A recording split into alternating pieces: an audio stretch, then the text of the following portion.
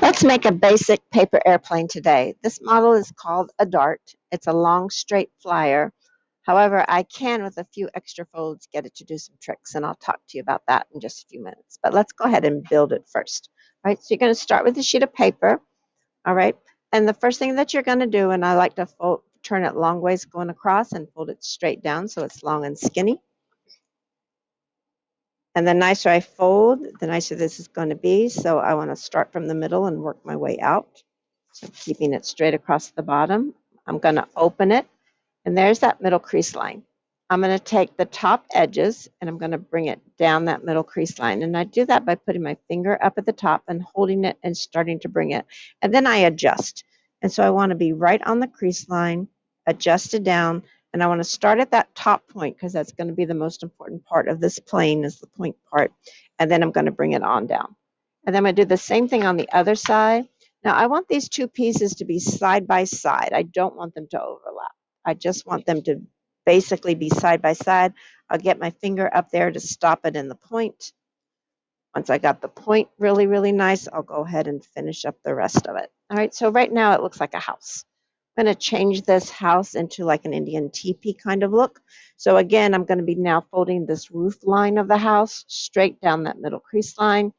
And again, that point is real, real important to me. So I'm going to use my thumbnail and I'm going to crease it up a little bit so that I can get that roof to come and fold straight over. Again, I want to readjust the point first. Once I have the point where I like it, I'm just going to bring everything else down the crease line and fold it on down. And then I'm going to do the same thing on the other side. Again, I bring my fingernail in there to help me sort of loosen up that paper. Once I get it going, I'm bringing that roof line, I'm curving it over to the middle. I'm going to start with my point. Once I have my point, I'm going to bring it straight down. And again, I'm looking for them to be side by side, not overlapping. And then again, I'm going to crease it on down. And you can see how I like to call this my TP. So I started with a house look. I brought the sides in, and now I have this TP look. Right, I take the whole thing and I'm going to fold it together. So get my fingernails in there to loosen up that fold as I slide it all together. And then I'm going to crease it down again. And again, I really want to keep that point nice and tight. All right, that's what's going to make this fly really, really well here in just a moment. And now I'm going to turn it long ways going across. All right, so now starting at the point, and now this is where most people mess up a little bit, is they just fold the back wings down. All right, and this just kind of like flops around when you throw it. It doesn't fly really well. You want it to slice through the air, cut through the air. So we want a really sharp point up here. So don't start on the back end, start on the pointed end. And again, I take my fingernail and kind of rub it in there.